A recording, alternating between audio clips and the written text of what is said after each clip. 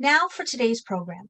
Glenn Frankel worked for many years at the Washington Post, serving as bureau chief in London, South Africa, and Jerusalem, where he won a Pulitzer Prize for international reporting.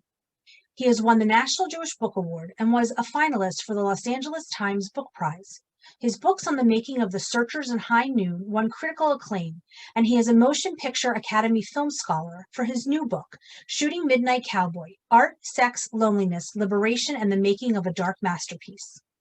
Rebecca Prime is the managing editor of Film Quarterly and a film historian whose books include the award-winning Hollywood Exiles in Europe, The Blacklist, and Cold War Film Culture. Her interviews and book reviews have appeared in publications including the Los Angeles Times and the Washington Post. She holds degrees from Columbia University, New York University, and the University of California, Los Angeles, and was awarded a Fulbright Fellowship for France. In 2020, she was named an Academy Film Scholar. Please welcome Glenn Frankel and Rebecca Prime. Thank you very much for that introduction, Suzanne. And Glenn, it's a pleasure to be here chatting with you virtually. I remember, I think it was almost exactly 4 years ago that we were sitting in your office there talking about what was your new book at the time, your book on High Noon. And I think in closing, I asked the sort of standard question about what will the new project be? And you said at the time you were weighing a number of options, including Midnight Cowboy. So I thought to begin, maybe you could tell us what tipped the scales in favor of Midnight Cowboy. Well, first, thanks for being here with me, Rebecca. It's great to be talking about this 4 years later. And I want to thank Moment Magazine and Suzanne and Nadine Epstein for having us today. Moment's been a great place for me to work part-time, helping out here and there. And I just think it's so important to have this sort of lively Jewish affairs magazine that's so even-handed and so thoughtful at a time when that kind of journalism is a little hard to find. Anyway, to answer your question, it was somewhat the process of elimination. As you know, I've done these 2 other movie books, and they're about the making of a great American movie, but they're also about the historical context, the historical era, really, that the movie itself reflects. I find movies to be sort of a great looking glass, really, into the past. And so I was looking for a third movie, another classic, if you will, but High Noon and The Searchers are 2 of my favorite films. They're both 1950s American Westerns. I wanted to come forward a bit and to find something more contemporary and more adult, perhaps. And just kind of stumbled into Midnight Cowboy. I'd seen it when it first came out, when I was, I think a freshman in college. I always admired it, didn't know it that well. But it was shot in 1968 and it came out in 1969. And as you know, that's an incredibly rich, anxious time in American history and in the history of New York City. And it was a New York-based book, and I lived in New York at that time. So for all those reasons, I thought it might be rich terrain. The whole country was going through sort of a collective nervous breakdown politically and culturally in that era. And so I just kind of stumbled into it and found that the terrain was very rich and very complicated. And of course, I'd gotten in way over my head again for the 3rd straight time. But it was a wonderful project in terms of the kind of people I got to write about, capturing a bit of that era. So in the end, I was very fortunate. But it really was just kind of the usual stumble in, hope for the best, and and try to swim as fast as I could. Wow. So had you not seen the film since that first original viewing in Israel in 1970 when you decided to take it on? Well, actually, I'd first seen it in '69 in the States, I think. But I spent a summer on kibbutz in 1970, and my later-to-be wife was there too. And we went for a little trip after our kibbutz time was over, and we stumbled into Midnight Cowboy in a little theater in Hadera. The place was full of Israelis and who were, eating sunflower seeds and spitting them out all over the floor. And meanwhile, the screen was the movie, but also subtitles in French, Hebrew, and Arabic. So you could barely see actually the images of the movie itself. So yeah, that was time number 2. No, I've seen it 3 or 4 times over the years since then, and snippets here and there. It's not shown that often. It was originally X-rated, and we can get into that story later perhaps, but it's not on Turner Classic Movies all that often. They're not playing it this month, for example, when they're doing their 30 Days of Oscar. And I'm not quite sure why. But anyway, I hadn't seen it much. I always thought of it as a fairly bleak movie. And it is bleak and dark in many ways. And yet there's comedy in it. There are other things in it. And as you know, as I began to watch it again, I began to see, you know, the qualities of it. And of course, that wonderful song, you know, everybody's talking and the things that hang together. So I knew, yes, I'd seen it, but it unfolded for me as when you see a movie 8 or 10 times pretty quickly and you start researching it, the thing really began to unfold. Well, I rewatched the film this weekend in preparation for our conversation. And for me, it had been a while since my first viewing of it, which was in an American class on American film history, which is, I imagine, for many people of my generation, that's the introduction to the film.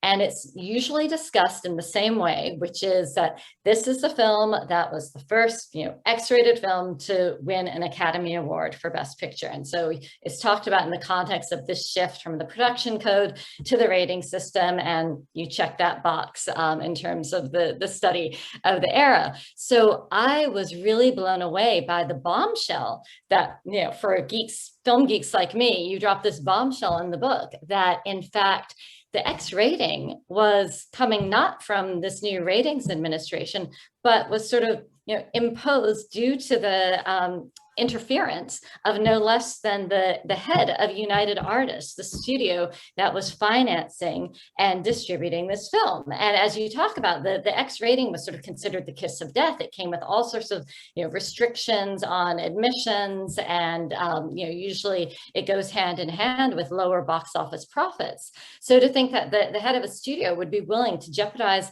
his film's financial prospects on account of his, you know, concerns about what I think he used the frame, the film's homosexual frame of reference, which you then paraphrase of, you know, his fear that the film is going to make young men go gay. That was powerful enough to have him, you know, campaign for this X rating. So I was hoping you could talk a bit about just sort of that turn of events and what you think how you think it speaks to the perception of homosexuality at that moment in time. Well, yeah, I mean, it's interesting. Midnight Cowboy wasn't just the first film rated X to win, you know, the Best Picture Oscar. It's the only film rated X to ever win the Oscar. And I just assumed over the years that the sort of prudish ratings board, this new system that they just put in a year before, and as you know, I mean, it replaced an old self-censorship system called the production code, which had kept everything so tamped down in movies to the point where you couldn't depict even a husband and wife in the same bed together, let alone, you know, having sex, for example, or doing anything. So they, you know, we're in the mid to late 1960s.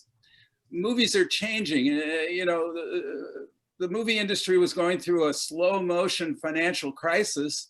The old genres like cowboy movies and romantic comedies were losing their hold.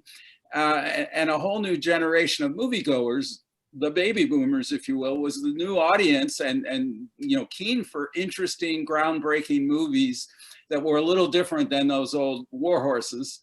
And so that's the context in which the rating system was put in. It was actually put in to allow for more adult themes and more interesting characters and situations. Midnight Cowboy comes along and it's very adult. There are scenes, there's no nudity in it, but there are scenes of gay sex and straight sex and, you know, kind of raw situations, if you will.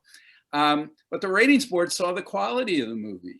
It was a serious movie. It was a beautiful movie in so many ways, wonderfully acted, beautiful screenplay, and they rated it R. They thought it deserved an R, which meant that, you know, 16 or 17-year-olds could see it, but only accompanied by an adult or a parent or guardian. But the head of United Artists, a great citizen of the world named Arthur Krim, who loved the movie, but at the same time was nervous, especially about the gay sex moments in the movie. And he went to a well-known psychiatric specialist in New York named Aaron Stern and asked him to look at the movie. And one of the things that was so surprising for me in doing this book was to discover how much kind of homophobia and, you know, anti-gay conventional wisdom was rampant in good old liberal New York. Conversion therapy, for example, was not invented by some Baptist minister in Arkansas.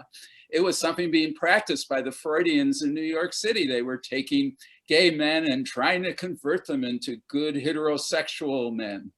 And that went on for a long time. So this psychiatrist looks at the movie and says, yeah, I think you have a right to be nervous. Young people are going to look at this thing, young men, and the sex is kind of very transactional and strange in this gay sexual context. And it, who knows? I mean, it was a sort of an era where people thought that homosexuality was like, I don't know, COVID-19. It was contagious. It was a disease. And what's worse, you could pass it on to other people. And so all that's going on, and that's why they rated it X. And yes, it cost Midnight Cowboy some support, and you couldn't advertise in half the newspapers in the country. Many movie theaters would have refused to show it. But United Artists found a way to take advantage a bit of that X rating. It ran a campaign that led with, whatever you've heard about Midnight Cowboy is true. Mm-hmm. And, you know, again, for a younger audience, for people like me in college, that was a come on. And the idea that the X rating was there, that was a come on. And that combined, I think, with having Dustin Hoffman being the star of the movie, or one of the stars of the movie, a guy who'd just been in The Graduate 2 years earlier and who was a sort of, not just a new movie star, but a sort of counterculture icon. I think those things drew us to the movie. And so the X rating became a bit of an advantage. And sure enough, after it won the Oscar, United Artists went back to the ratings board and said, gee, we'd really like an R. Mm-hmm. And the ratings board, which had rated it R to begin with, I talked to someone on the board, said, well, we didn't even, I don't even know if they bothered to watch it again. They just knocked it down to an R and sent it on its way. Mm-hmm. But the story, the myth that's come down over the years was that the prudish ratings board had rated it X and changed its mind, you know, after the Oscar, all that. That wasn't true. The ratings board had stuck to it all. Arthur Krim had never told anyone that he was the one who had rated it X, but there it was. And it speaks, again, something I'm trying to do in this book is use the various pieces of the making of the movie to help illustrate what life was like in that era. And homophobia, even in liberal, moderate, you would think somewhat empathetic or sympathetic New York, homophobia was rampant in the news media, in the liberal elite, in the psychiatric community, and that's reflected in the way Midnight Cowboy was treated. Yeah, well, it really is striking for, you know, a contemporary viewer to, you know, the film's depiction of homosexuality, just the associations, it's very dispiriting, it's very sad, it's seedy, and that's all the more, you know, compelling when you think about, you know, the fact that John Schlesinger was the director was a closeted gay man, and that the James Leo Herlihy, who wrote the novel Midnight Cowboy, was also gay. So I guess, like, let's talk for a moment, because I do want to talk about James Leo Herlihy, but just to start by talking about Schlesinger, how do you feel that he sort of worked it, sort of was able to sort of make sense of the that depiction of homosexuality in the film in light of his own? To what degree was it a reflection of his own internal conflicts? Well, that's a really good question. I mean, Schlesinger is a British film director. He is an exuberant gay man with his friends and in private, but homosexuality was against the law in the United Kingdom, just as it was in the United States during that era. So it would have been a threat to his career to come out. And he wasn't ready to be seen making, quote, gay movies, unquote, by any means. He's an interesting person because, first of all, it's not just the gay sex that's sort of cold and transactional and sad in Midnight Cowboy. All the sex is that way. The heterosexuality in the movie is also, there's no romance in Midnight Cowboy. There's no warm and fuzzy, you know, sexuality of any kind. And for Schlesinger, that sort of captured something about the era, something about the situation that his lead character is thrown into. I mean, the story is about a handsome young guy from Texas who comes to New York, buys a faux cowboy outfit. He's not a cowboy, he's actually a military veteran. Grown up in a very solitary circumstances. His mother has abandoned him. His grandmother neglects him. You know, there's a moment where he is raped in Texas. So he's a very complicated, confused, naive, though in many ways a vulnerable person. And he comes up to New York thinking he's going to become a male hustler. He thinks he's going to service middle-aged, affluent, frustrated women. And he finds out that there aren't any of those walking the streets of 42nd Street looking for male hustlers like himself. And he ends up instead, of course, servicing lonely gay men. And that is cold, and that is scary, and that is transactional. And New York is depicted as a place that's deteriorating and falling apart. John Schlesinger found New York endlessly fascinating. He'd done no work in the States before. He'd had some success in the UK. He comes over and he wants to do this bleak little novel. He wants it to be entertaining and you know, but he's not under the illusion it's going to be a big hit money-wise or anything. He wants to stay true to his vision, which is to capture the bleakness that Joe Buck, this character, faces and how he finds his way through it. And so Schlesinger was proud to stick to his vision of what the movie was. He wasn't concerned about how gay sex was depicted or gay men were depicted. He was concerned about the truth of his characters and the story he was trying to tell. And you see that all through John Schlesinger's career. He wants to be a popular, entertaining filmmaker, but at the same time, he has a vision of what a story he's trying to tell, and he sticks to it no matter how bleak it is. Yeah. Well, that's a good segue to talking about James Leo Herlihy, the author of the source material, Midnight Cowboy, that Schlesinger was adamant to be so faithful to the spirit of. So it's a bit of a commonplace that the writer always gets a short shrift in Hollywood. So I really appreciated the attention that you paid to really resurrecting the career of someone who's not very well known these days. So I was curious, how did delving into James Leo Herlihy's biography to the depth that you did, how did that help reveal the movie? How did the movie open itself up to you through understanding more about its author? Well, it all starts with this little novel that he publishes in 1965. I mean, Jim Herlihy was a working class kid from Detroit. He barely got through high school. He ends up on the GI Bill at this arts college in North Carolina, Black Mountain College, just for a year, really. He wants to be a writer with a capital W. He wants to be an artist. He has this dream. And he ends up in New York, and he sort of hooks on to the fringes of the gay arts community in New York. He gets to meet Tennessee Williams and a number of other things. Jim is a very handsome young man, and he's gay, and he knows it. And he's, again, an exuberant gay man, but not advertising it in public. And Midnight Cowboy is his best book. It's partly set in Texas, the story of Joe Buck there, but then the character moves to New York, and the second half of the novel is all involved in New York. And Midnight Cowboy, the movie, of course, can't really capture the whole novel. It focuses on the New York part with a few flashbacks and flash cuts to Joe Buck's life in Texas. And the interesting thing is that the screenplay, which was done by Waldo Salt, another interesting character in Soul, the screenplay is very loyal to the novel. The scenes in the movie all come originally from the novel. The dialogue in those scenes often includes many lines from the novel. They liked the novel. They thought the novel had something to say. And all these wonderful moments in the movie where you have Joe Buck, who's played by John Voight, in scenes with other characters, and they're like little playlets. He gets to New York, and the first woman he has a tryst with, it turns out to be an aging hooker, played by Sylvia Miles.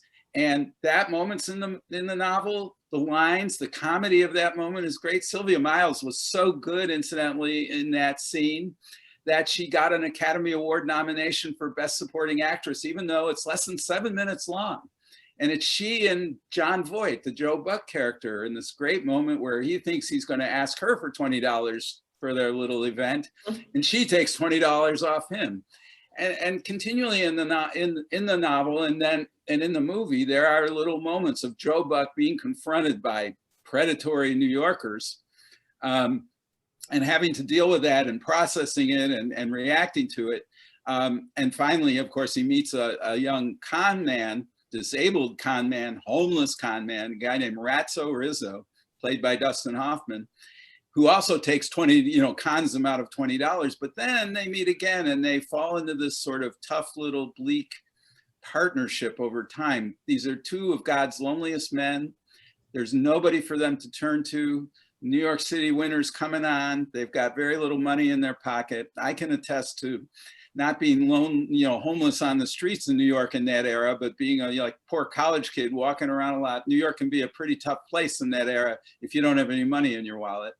And the story evolves around the two of them. All that comes from the novel. So both the gay subcontext, if you will, the various things, the extremely unromantic sexuality of the movie, all that stems from Jim Herlihy's lovely little novel. And Jim is a forgotten figure now for many reasons. And the novel isn't, I don't think, read, but following the movie, the novel was the Dell paperback was a big sales thing. And so Jim makes a lot of money. The movie does well, so John Schlesinger and his producer, Jerry Hellman, do very well. For a moment there, Midnight Cowboy was the big cultural event in the movie world, and the novel was along with it. Yeah. Well, you mentioned Waldo Salt, the screenwriter, and I mean, that's another amazing story. Here's someone who basically his prime years were spent on the Hollywood blacklist, because I looked up his credits. He really hadn't done too much prior to being blacklisted, and then spent the lean years of the blacklist contributing to some of the TV shows that all the other blacklisted screenwriters were working on, like Robin Hood and Scotland Yard. But he really, this is a break for him. And I think he must have had the best agent in the world, based on your description of George Litto sort of banging the drum for him repeatedly. But yeah, can you just talk about what Waldo Salt brought to it? And specifically, one thing I was struck by, you mentioned how it was really Waldo Salt's insight to expand the focus from just Joe Buck's story to really using the film as a way of critiquing the sort of alienation of modern popular culture. That insight came from Salt. So, and I think that is a large part of what makes the film, so it gives it its longevity. So yeah, just let's talk for a few minutes about Salt's contribution to the film. Yeah, I'd written a little about Waldo in the High Noon book because he was blacklisted. He was a card-carrying member of the American Communist Party. He was disappointed that he hadn't been called to testify before the House Un-American Activities in 1947, when they held their first round of hearings, and the Hollywood 10 who refused to cooperate were sent to prison. Waldo wanted to be part of the Hollywood 11, and he didn't make the cut. He got blacklisted, though, in 1951. He refused to cooperate with the investigation. He doesn't work again under his own name for another 10 years. He'd been a very talented young screenwriter. He had great belief in the power of images and that screenwriting was like poetry. It was a different form of writing than other things. He's also a heavy drinker. He's got a messed up marriage. He's got 2 young daughters. He's running out of money. He ends up in New York. Things don't go well for him. And for 10 years, he writes little bits of this and that. And then the blacklist sort of grinds to a halt, and he's back in the movie business, but he's made a couple of duds, and he's a mess. I mean, he's emotionally a mess. He can't write. But Jerry Hellman, the producer, and John Schlesinger, the director, were having terrible time finding a good screenwriter for Midnight Cowboy. They wanted someone who understood the novel, who was going to make the focus on these 2 young men, Joe Buck and Ratso Rizzo, who had a feel for New York and the sleazy parts of New York. They couldn't get Gore Vidal or Truman Capote interested in it. They were looking for a possibility of a gay screenwriter, but nobody fit the bill. And Waldo's agent sort of forced Jerry to read some pages that Waldo had written about something else. And Waldo then wrote a memo. He watched, he read the novel, and he felt he understood what was going on in it, and he wrote a brilliant memo about it, and he got the job. They weren't paying very much, but they needed somebody like him. And so Waldo, gradually, he and Schlesinger work on the script. They're frustrated with Waldo because he's a great idea man, but he never seems to churn out any pages. But slowly but surely, with a gun hanging over his, pointed at his head by Schlesinger and Hellman, he gradually spits the script out. It's a brilliant script. And it focuses on these two vulnerable men and that partnership. And not only that, he's on the set almost every day. Waldo is there when these two young actors are rehearsing their characters and improvising together and figuring out how to build those characters. He's got a tape recorder following them around the room and, in the Astor Hotel. And then he and Schlesinger are taking the things they like from the improv and writing it into the script. Whenever they run into a scene where they don't know quite how it's working or what to do, Waldo's there. He's happy to rewrite. He's happy to talk to these guys. He later said that this was the ultimate redemption for him, working with these guys who were so brilliant and so creative. Working for Schlesinger was the greatest moment of his working life. And it really saved Waldo Salt's life in many ways. Yeah, and then he went on, of course, to write so many other films in the early 70s that had great success. So it really relaunched him. He gets I just want to point out, he won the Oscar for Best Adapted Screenplay for Midnight Cowboy. He was nominated again for Serpico, and he won again in 1978, I believe it is, for Coming Home, the Vietnam Veterans War movie. He co-wrote that screenplay. So Waldo Salt only gets 2 Oscars out of all this, and redemption. Not bad, not bad. Another of the many, many fascinating details in your book, one of which for me was the revelation that Dustin Hoffman had actually learned about this project, was very interested in this project prior to his work in The Graduate. So there's this funny turn of events where he's this little known New York actor interested in this, what is really a character actor role, not the starring role. And then in the intervening period, he does The Graduate, becomes this big star.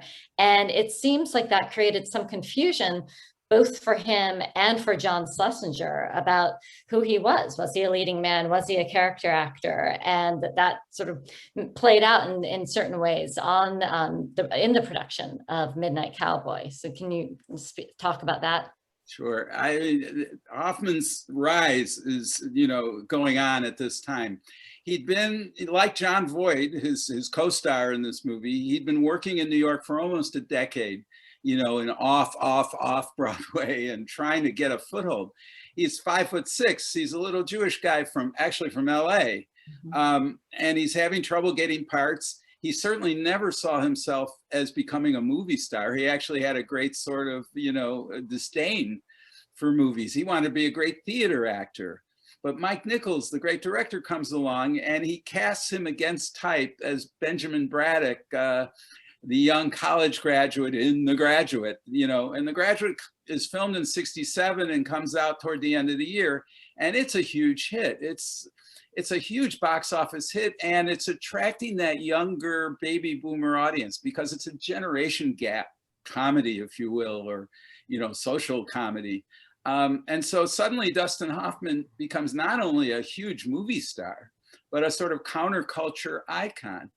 And he campaigns for Gene McCarthy. And, when McCarthy runs against Lyndon Johnson in the Democratic primaries in 1968, he's a hero to people like me, and he's like described as the Jewish Cary Grant. I mean, until then, movie stars, there were a couple of Jewish actors who became well-known movie stars, but nobody had broke through the culture. If you were going to be a movie star, a male movie star, you were supposed to look like Cary Grant or Robert Redford, who was originally supposed to be cast in The Graduate. Nichols saw something in Hoffman and went with that. Well, Hoffman comes back from The Graduate, a very conflicted. On the one hand, of course, he loves the fact that he can now get good roles, and that but on the other hand, he's a little queasy. People think he's this little nerdy Benjamin Braddock guy, including John Schlesinger, who'd been interested in him because Jerry Hellman, the producer, had seen Dustin off Broadway, and Marion Doherty, the wonderful casting director, thought he'd be good as Ratso. But John Schlesinger watches The Graduate and sees Benjamin Braddock and says, I don't want this kid in my movie. He doesn't look like Ratso Rizzo. Plus, I don't want any new movie stars hanging around. They're just going to be trouble. We don't have a big budget. Hoffman is furious about this. He wants to show people that he can be a character actor, that he's not just Mike Nichols's trained monkey, but that he's a real actor and can do all kinds of things. And so he lobbies for the part, and he forces Schlesinger to meet with him in Times Square at an automat at midnight one night. And Hoffman's got a dirty raincoat on, and he's walking with the limp that Ratso Rizzo has in the novel, and he hasn't shaved in a couple of days. And he wears Schlesinger down over the course of 4 or 5 hours of dragging him around Times Square. And Schlesinger realizes that this guy can do this, that he fits right in among the outcasts of Times Square. He gets the part. And he's brilliant in the part. And I think he's one of the big reasons that the movie was so successful at the box office. But the movie's not called Midnight Ratso, it's called Midnight Cowboy. And so it really is, even though Dustin Hoffman gets top billing as the big movie star, it really is Jon Voight's movie in many ways. And I think that was a problem for Dustin Hoffman after a while. The other problem, of course, is when he learned it was X-rated, he didn't learn how it got X-rated. And he saw a moment when he went to the previews and saw some people in the audience walked out at certain points. There's a certain scene in a movie balcony between the Jon Voight character and the young Bob Balaban. And people left. Not everybody, but a few people walked out at that moment. And so Hoffman was suddenly afraid that he was in a movie that was going to be called a porno movie. It was X-rated. He thought it was a very good movie, but he had his own particular bone to pick, and then he was worried. And so he runs out and makes John and Mary. And I don't know how many folks in our audience remember John and Mary. I saw it when it came out because I saw almost every interesting movie when it first came out, and it's certainly every Dustin Hoffman movie. It's a really soporific romantic comedy. It's his way of trying to get respectable again. And only later, when he gets nominated for an Academy Award for Best Actor and Midnight Cowboy gets 7 nominations, he comes to realize what Midnight Cowboy really is. And when I finally got to interview Dustin Hoffman, he was very generous with both his time and with his sense of what a wonderful movie it was and how proud he was of his own performance and of working with John Schlesinger and of working with Jon Voight. Each of them, and I interviewed them both, are very proud of the work they did on it. Voight understands that this movie made his career. Hoffman understands that it accomplished in the end exactly what he wanted it to. It really showed that he could do a lot of different things. So this little Jewish nerdy guy is not only a movie star now, but he's something very special, and it really helped power his amazing career. Yeah. So did he, you mentioned in the book that Voight and Hoffman, they knew each other prior to the film, I believe, and that they really had a good friendship and worked so closely together. And rewatching the film, that's so evident. There's so much non-verbal communication going on between the two of them. Their looks and gestures and the eye contact. And of course, Schlesinger's there with his documentarian trained eye capturing it all. But did that bond last? I'm just sort of curious. Did Hoffman and Voight stay in touch after it, stay friends? Not at all. They really weren't friends. They knew each other off Broadway, but that's a very competitive place. Okay. And Hoffman, Voight was the non-entity in terms of Hoffman being a big star, but Voight was 6'3", handsome blonde guy. And as far as Hoffman was concerned, when they were off Broadway, Voight was the one who attracted all the women, who he said wanted to mother Voight and all that. And Hoffman was the little, nebbish. The Jewish Cary Grant. Yeah, well, he wasn't before The Graduate. So Hoffman, to be fair, had a pretty lively social life too. And we won't go into that right now. But so, they weren't friends, but they were collaborators. And in this movie, they challenge each other, as actors. They built their characters, from the inside out, each of them. They both had a lot of technique, and they both understood how important this was. And the improvs went on they were talking about these characters at lunchtime every day. Even when during the film shoot, they were talking about how you lived in that shabby little tenement that Ratso invites Joe Buck to share with him. All these things that these guys were working through. They drove John Schlesinger crazy sometimes with their ideas. So somebody wanted to know if you could discuss the cinematic technique of flashbacks, and did that break new ground? That's a really good question. It didn't break new ground in that this had been done a few times before. What the flashbacks, or really flash cuts they called them, do in the movie, most of them are in black and white. We joined Joe Buck on his trip from Texas to New York. That's where the movie begins. So we don't know anything about his past. And the way we learn things about his past is him thinking about that, both while he's on the bus, later when he's in New York, when he's having a particularly difficult sexual moment in that movie balcony, he's thinking back to sexual moments that he had in Texas. That was the kind of thing that was going on. And they inserted these moments. They can be confusing, I think, for viewers who come to the movie for the first time, but what they're designed to do is give you a bit of background about who Joe Buck was and how sort of messed up his life had been, how confused he was and how naive and troubled he was, and his sexuality was troubled as well. That's their role. These kinds of things had been used here and there in movies before, specifically in The Pawnbroker, another New York movie from the 1964 starring Rod Steiger. Wonderful little movie, very bleak little movie. And the pawnbroker in that movie, played by Steiger, is a survivor, is a concentration camp survivor, a Holocaust survivor. The flash cuts there take us back to his time at Auschwitz with his wife and children. And they are, you know, horrifying, brief, but a very horrifying moments that help to explain, if you will, or illustrate the trauma that he has lived through and why he's such a cut off, you know, damaged human being. Similarly, these flash cuts in Midnight Cowboy are designed to do the same thing for Joe Buck on a different level. And I think there are things in the, you know, there are dream sequences in the movie. There are different moments where we're inside the head of one of the characters or the other, one of the two main characters. And they use this kind of movie technique to take us there. Even when it's confusing, it gives us a sense of the damage and the dreams of these people. Thank you. Rebecca, do you want to, before we get to the rest of the questions, you want to finish some of the questions? Sure. And first, let me apologize for that technical hiccup there.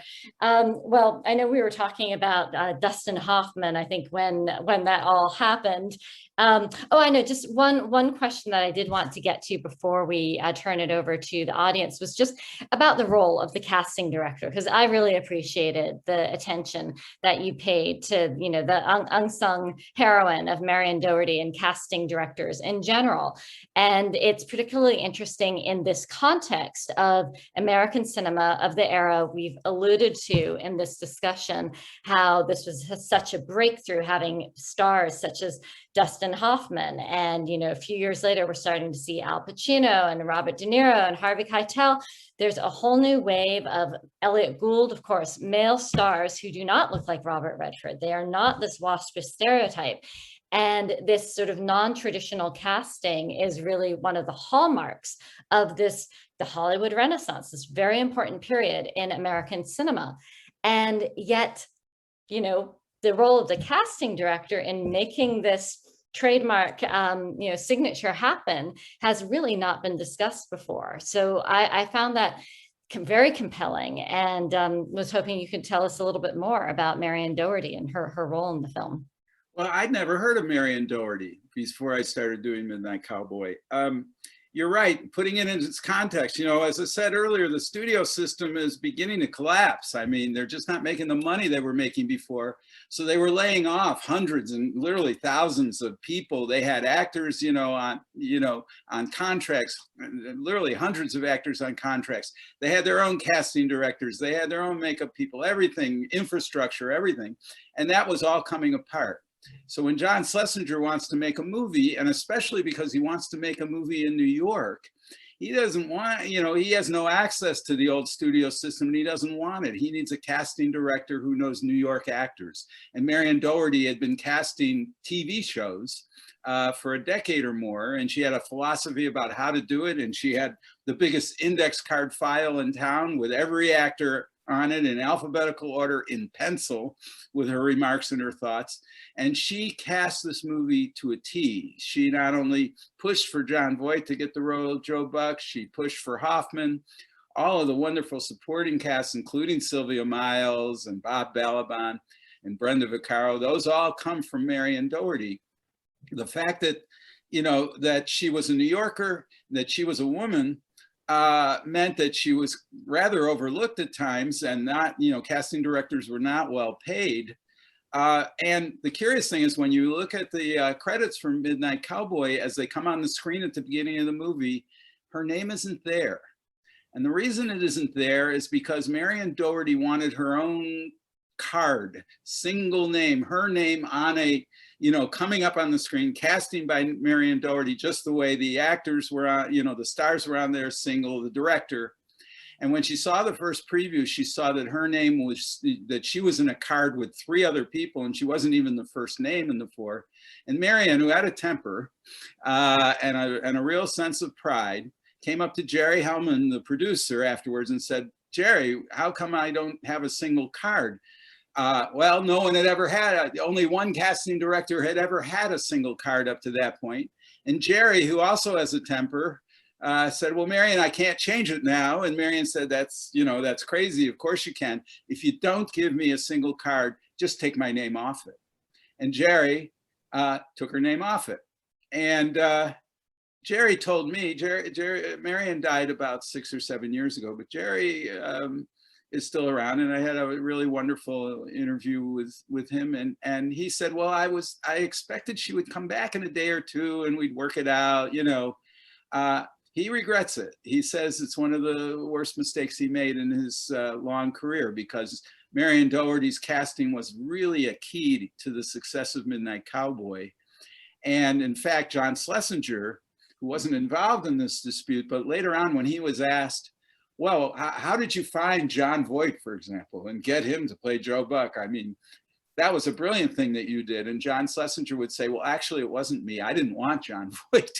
Mm-hmm. But in the end, I hired him because Marion Doherty, and she gets the credit for Jon Voight. And that's John Schlesinger being very honest about it. I loved writing about people like Marion Doherty because, again, they sort of open a window into the era, what it was like to be a creative woman trying to do your job and trying to get credit for your work. It says something about the times that they were living in and about the era surrounding Midnight Cowboy. And when I could find a story like that, that's the whole point of the book in many ways. Yeah. Those kinds of stories. Well, I see we've got quite a few questions in the Q&A, so I'm going to start turning my attention to those. One of them that's come up is, does John Schlesinger's Jewish background inform the making of the film?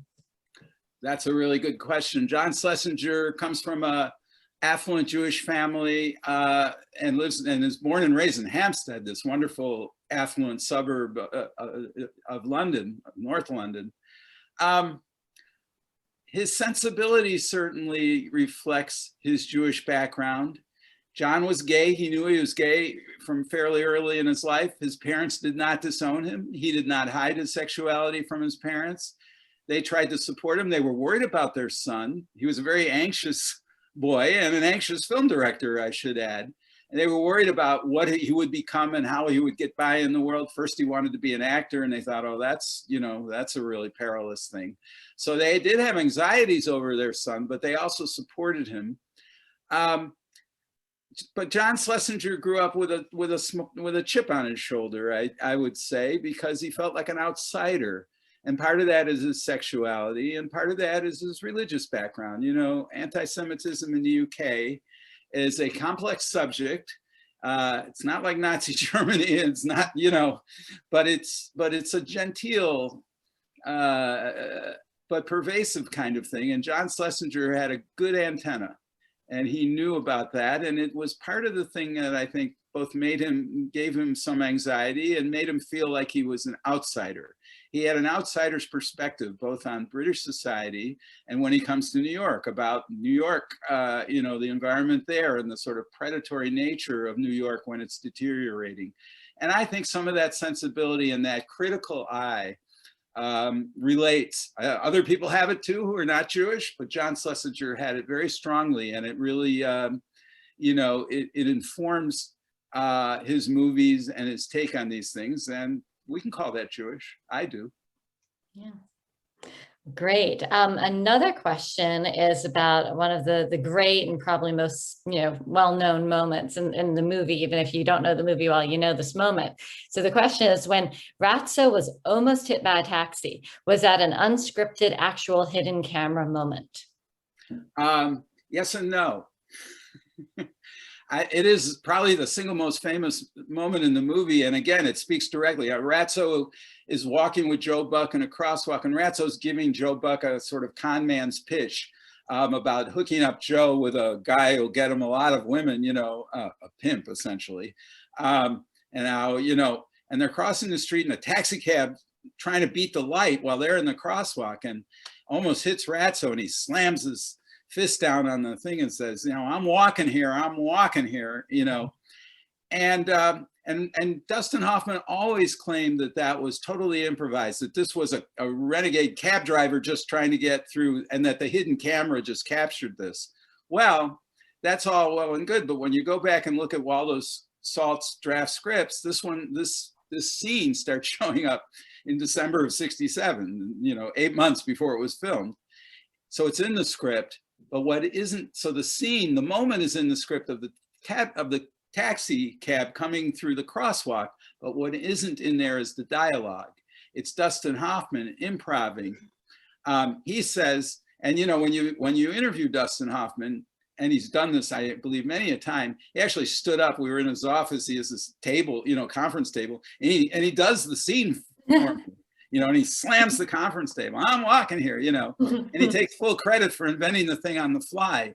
And maybe he did invent the dialogue on the fly. I'm not sure. It's certainly his dialogue. It's not in the script, but the moment the taxi cab is. And so, he gets 50% of the credit. It's a brilliant line, so I'm happy to give him all the credit for it, but there it is. Yeah, that's great. Okay, let's see. Another question is, what role did Warhol play in providing the actors for the party scene?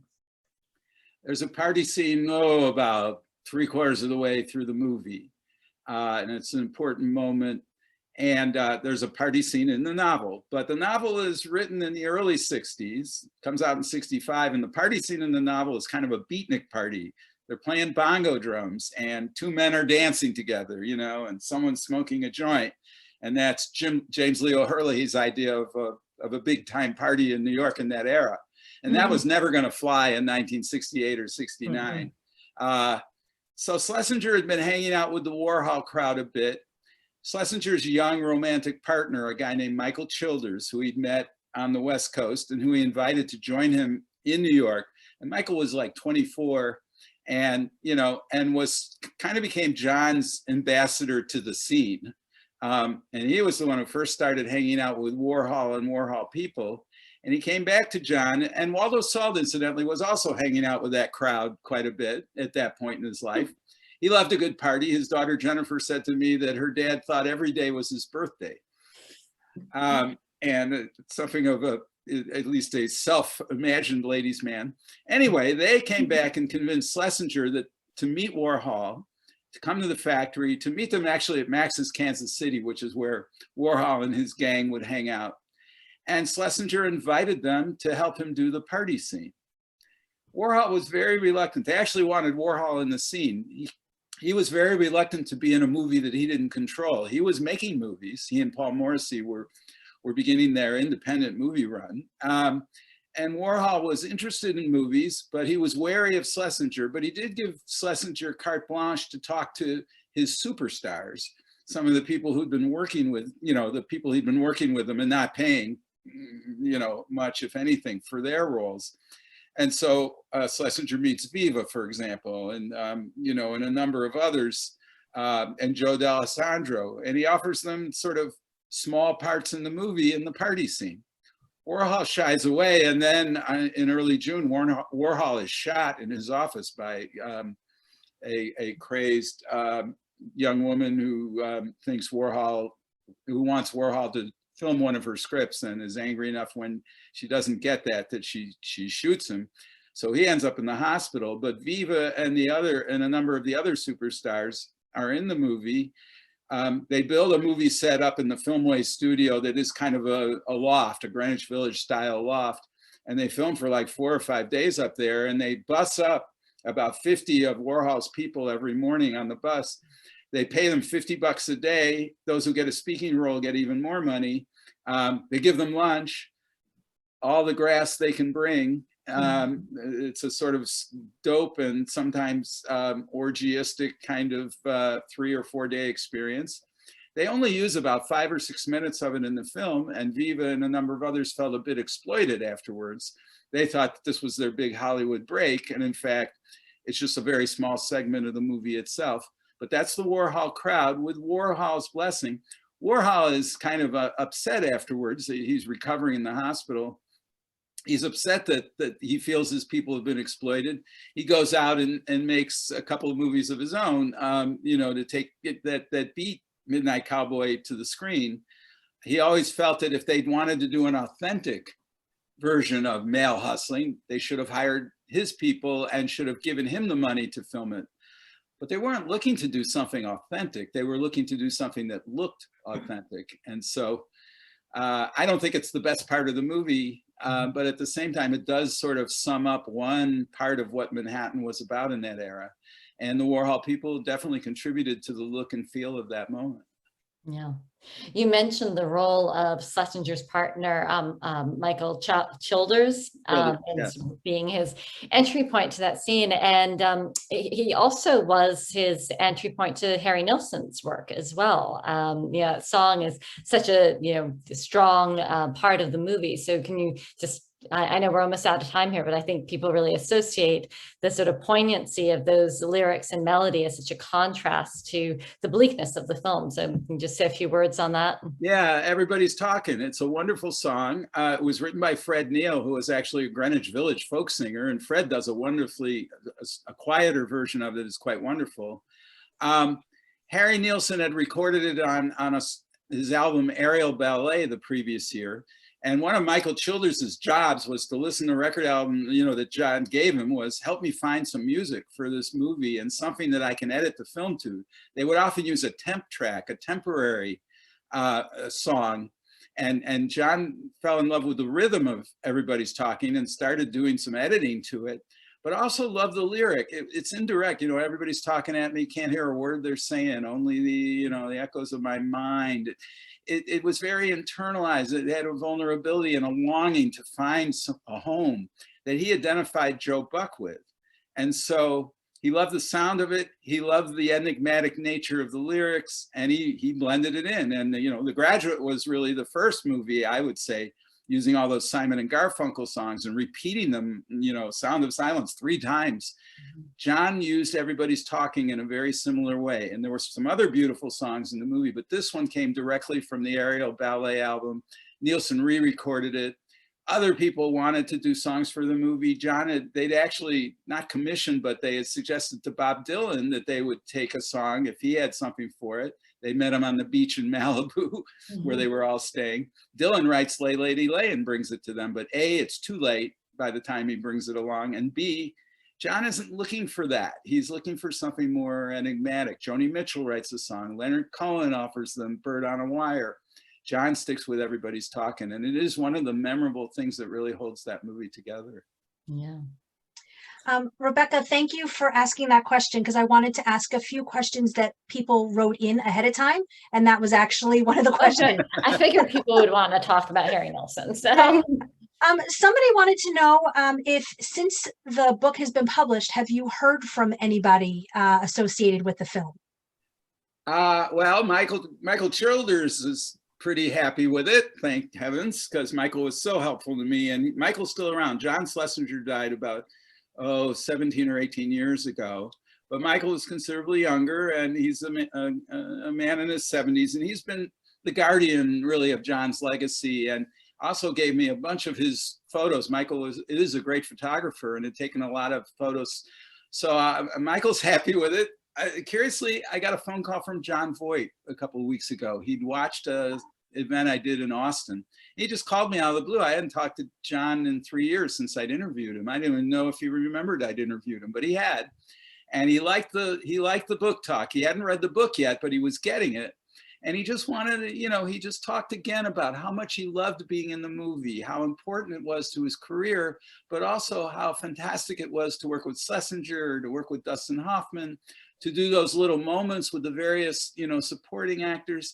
It was a very sort of interesting, tender conversation. I totally out of the blue. I don't have any movie stars' phone numbers. We didn't talk politics. John is probably Hollywood's greatest supporter of Donald Trump.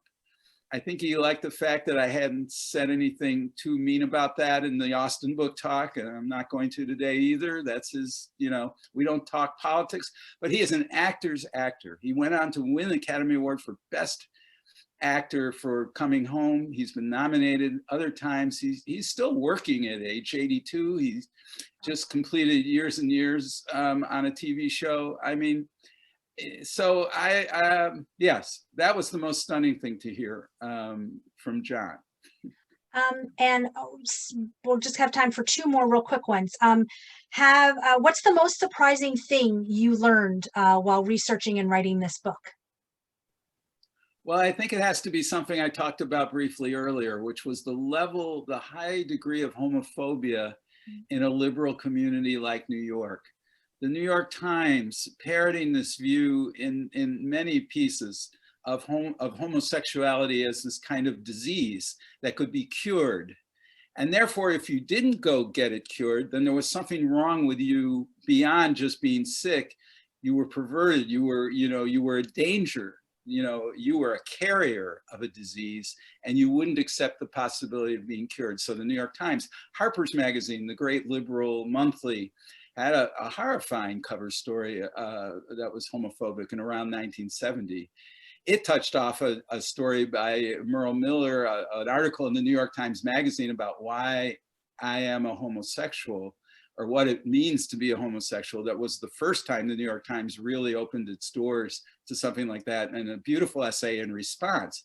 But New York was it surprised me as a New Yorker, and I lived in New York at that time, and the gay liberation movement was just getting on its feet. The Stonewall riots occur 1 month after Midnight Cowboy premieres. And it just surprised me that a liberal place like New York was so close-minded and so unwilling to even think about the idea that two people could be in love in a less than conventional, what they thought was a conventional way. Thank you. And lastly, for folks who have not seen the movie or who haven't seen it in a very long time, which is better, to watch the film and then read your book, or read your book and then watch the film? I mean, that's such a personal choice. So I used to be a foreign correspondent for the Washington Post, and it meant I traveled to many places. And I would try to read about those places before I went there so that I, knew something kind of getting off the plane. But I often found that after I went to a place and spent time there and met people and even written a story or two, because often I was filing on deadline, that then I was most interested in going back and learning more. And then books meant more to me. Even the stuff I'd read ahead of time, when I read it again, it was more meaningful. That's my personal experience. But I wouldn't pretend to suggest to someone else that you ought to do one before you do the other. That's the way I did it. Well, either way, they should buy the book. I put a link in the chat for those who would like to purchase it. We will also do a follow-up email and we'll put it in there as well.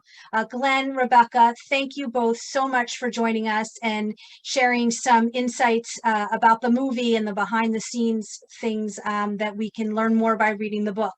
Also, I want to thank everybody for joining us today and to remind you to go to momentmag.com where you can subscribe to the magazine. You can register for next week's session about code breakers, and as well as sign up and find out more information about our series honoring Jewish mothers. Again, thank you all, and we'll see you next time. Take care.